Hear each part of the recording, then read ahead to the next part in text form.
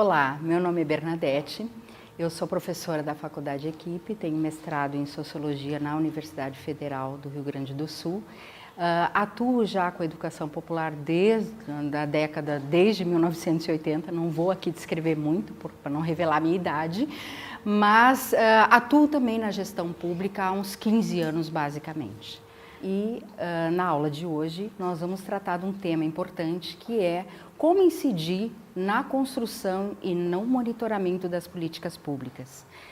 Vocês sabem que as políticas públicas, ela vem de todo um direito já instituído na Constituição. Ela estabelece já nos objetivos fundamentais da nossa Constituição de 1998, desde a construção de uma sociedade livre, a garantia do desenvolvimento nacional, a erradicação da pobreza, a marginalização e a redução das desigualdades, assim como a promoção de todos. Isso está previsto nos objetivos fundamentais da nossa Constituição. No entanto, não basta estar garantido na nossa Constituição.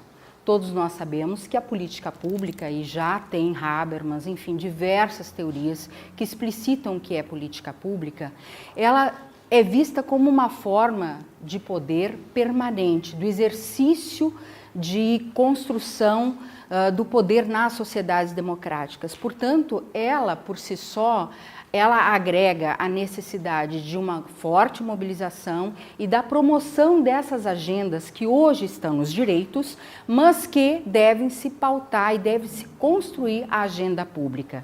Portanto, ela só se torna pública na medida que essas interações entram para a agenda de domínio público. Não basta estar na Constituição. E essa articulação, essa interação entre os diferentes atores que são conflitivos, que carregam seus interesses e expressam essa diversidade, ela se dá na esfera pública, que é justamente essa arena, onde muitas vezes não fica nem delimitado de uma forma muito clara o público do privado. Portanto, é nessa arena que nós denominamos esfera pública, é que se pautam as questões, se pautam as políticas sociais, se pautam os problemas sociais, se pautam a organização social, e é isso que vai consolidando a agenda das políticas públicas. No entanto, é um espaço contraditório. Nesse espaço, é nesse ambiente, produzindo essa agenda afirmativa, é que se faz necessário a constituição e a legitimação do debate público, da transparência, da construção e da elaboração das políticas públicas. Isso já é um tensionamento, porque para evitar que as políticas públicas sejam justamente produzidas em gabinetes, em fóruns governamentais e buscar de fato uma agenda participativa na construção das mesmas. Isso é o que traduz o conceito e a essência do que nós disputamos, que é uma sociedade democrática. Aqui tem um ciclo que eu quero explicitar um pouco, de que não basta existir o problema social, não basta a organização social. É fundamental que essa organização, que esse problema social se produza e tenha visibilidade no campo da agenda pública, para que de fato possibilite este movimento da tradução do problema na consolidação de um programa que tenha uma certa perenidade, que tenha um programa que consolide não só o atendimento a uma demanda social específica, mas que consiga ter no tempo e no espaço indicadores de resultado, metas de resultado, e que consiga de fato se consolidar como uma agenda importante. E aí a execução dos programas, o monitoramento, a avaliação, a revisão, e assim tu vai consolidando nesse ciclo de consolidação do que seria uma política pública. Os canais de participação, gente, eles são os mais diversos possíveis. Eles podem tanto se dar nas audiências, nas conferências, nas mobilizações sociais, na visibilidade do programa, nas mídias alternativas, nos conselhos de direitos constituídos, nos espaços do legislativo, na mídia, inclusive. Portanto, dar visibilidade ao problema são as diversas estratégias que os atores acabam se mobilizando para isso. Os movimentos sociais têm as suas diversas características, desde ocupação de rua, ocupação de áreas públicas, né, trazendo demandas, mobilizando, fazendo abaixo-assinados, enfim.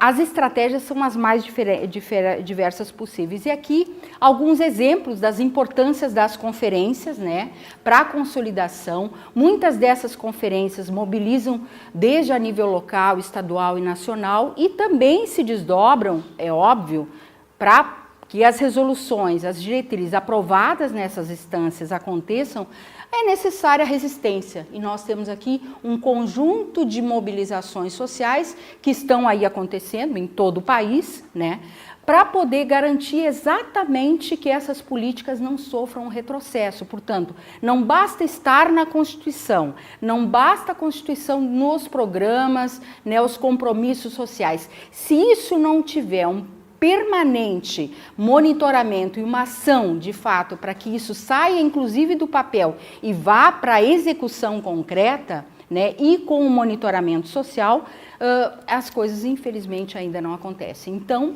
eu diria que para a agenda dos movimentos e para a economia solidária, isso é fundamental. Bem, quando existe essa agenda, ela está constituída, os programas já começam a se delinear, é que começa então a se traduzir isso através de um orçamento. O orçamento, o modelo orçamentário do nosso país, ele também está instituído pela Constituição Federal e ele é composto do Plano Plurianual, da Lei das Diretrizes Orçamentárias e da Lei Orçamentária Anual. Essas três instâncias, instrumentos, eles são fundamentais não só para o planejamento e execução das políticas, mas também para a definição dos recursos necessários para a execução das mesmas. Eles também orientam um conjunto de receitas e despesas, portanto, o planejamento orçamentário ele é fundamental porque concretiza a execução das políticas públicas. Falando cada um rapidamente, o PPA ele tem uma vigência de 4 anos, né? Ele tem como uma função estabelecer exatamente as diretrizes, os objetivos, as metas de médio prazo da administração. O PPA ele é elaborado no primeiro ano de toda a gestão, certo? Ele começa a ser executado no segundo ano de cada gestão e ele se estende para o primeiro ano da próxima gestão. E as leis de diretrizes anuais, a lei das diretrizes orçamentárias, eles traduzem anualmente, né, de uma forma mais concreta, as diretrizes que estão previstas no PPA. E orienta, inclusive, a construção da lei orçamentária anual, que é, de fato, aquela que estabelece quais os recursos necessários para que anualmente essa política tenha efetividade. Aqui, então, apresento um pequeno esboço, né? Como vocês podem ver, o PPA é um plano estratégico, ele orienta a ação governamental para os 4 anos, e no primeiro ano é o ano de elaboração do PPA. Posteriormente, em cada ano, o PPA ele é desdobrado num primeiro momento na lei das diretrizes e esta, então, ela se desdobra na lei orçamentária. Os prazos para a consolidação de todo esse projeto orçamentário, o PPA tem um prazo para ser encaminhado ao Executivo Municipal em 31 de agosto e ele deve retornar ao Executivo para sanção em 22 de dezembro.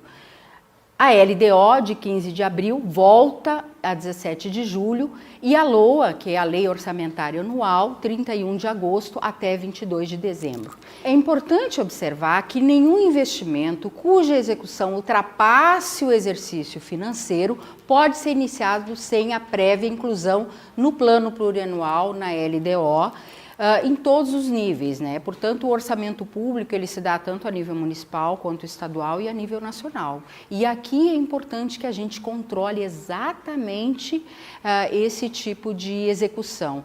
E aí a importância do controle social, né, através dos mecanismos que a gente dispõe e acompanhando o debate da prestação de contas do orçamento dos municípios, do Estado e também a nível federal. E aí as experiências de orçamento participativo, né, algumas melhor estruturadas, outras nem tanto, mas ela é fundamental, garantir a participação popular no processo de construção, não só da política pública, mas também da questão orçamentária.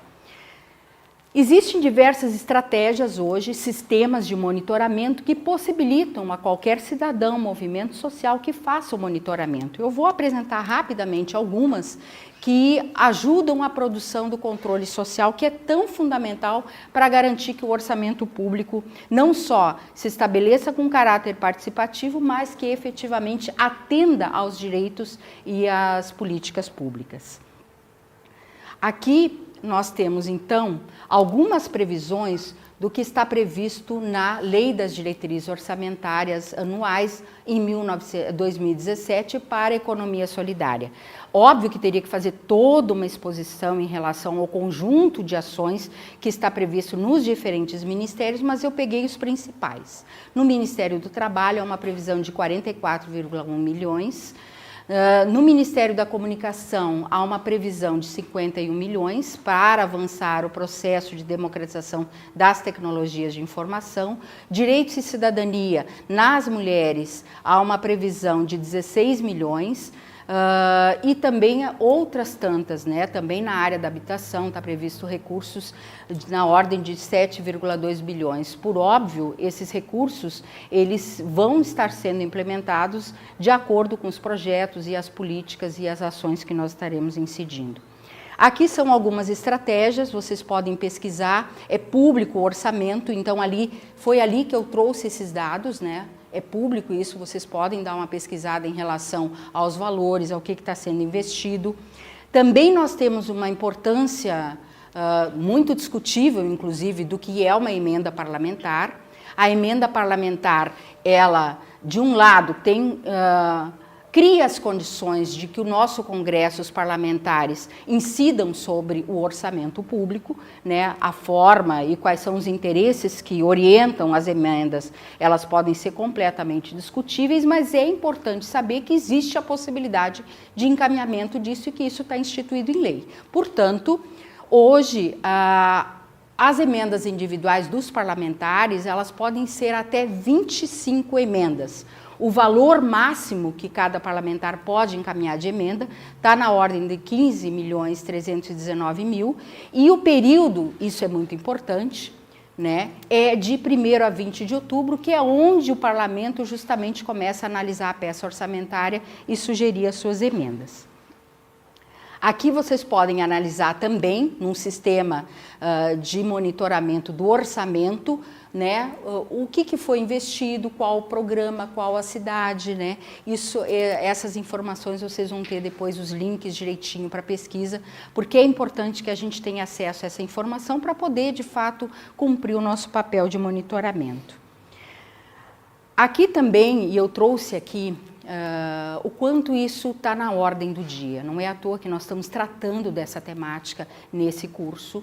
E hoje a agenda, né, que aconteceu agora, recentemente em Santa Maria, traz exatamente a luta e a capacitação, a importância de se capacitar de um lado para disputar os fundos públicos nas políticas públicas sociais. Essa é a agenda do movimento da economia popular solidária.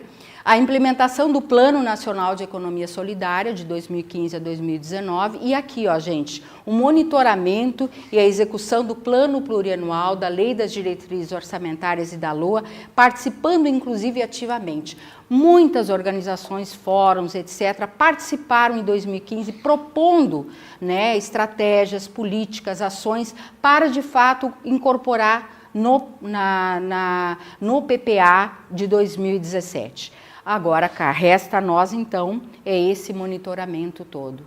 E, gente, quero dizer que a conjuntura é uma conjuntura que exige de nós não só proposição, mobilização, organização, controle e, fundamentalmente, uma grande articulação para que, de fato, a gente consiga sustentar nessa arena, nessa esfera pública, os direitos e as políticas sociais públicas. Bom, então, para encerrar, né, o nosso encontro de hoje, eu trago uma frase do Boaventura de Sousa Santos, que eu gosto muito, onde ele diz que a democracia é todo o processo social, político e cultural por via da qual as relações desiguais de poder são gradualmente substituídas por relações de autoridade partilhada. Isso se dá tanto no espaço público quanto no espaço privado. Assim como também nós aqui estamos lutando para um outro mundo seja possível e uma economia solidária que já está acontecendo possa de fato disputar com este modelo de economia da qual a gente tanto questiona. Boa luta e vamos continuar batalhando pelas políticas públicas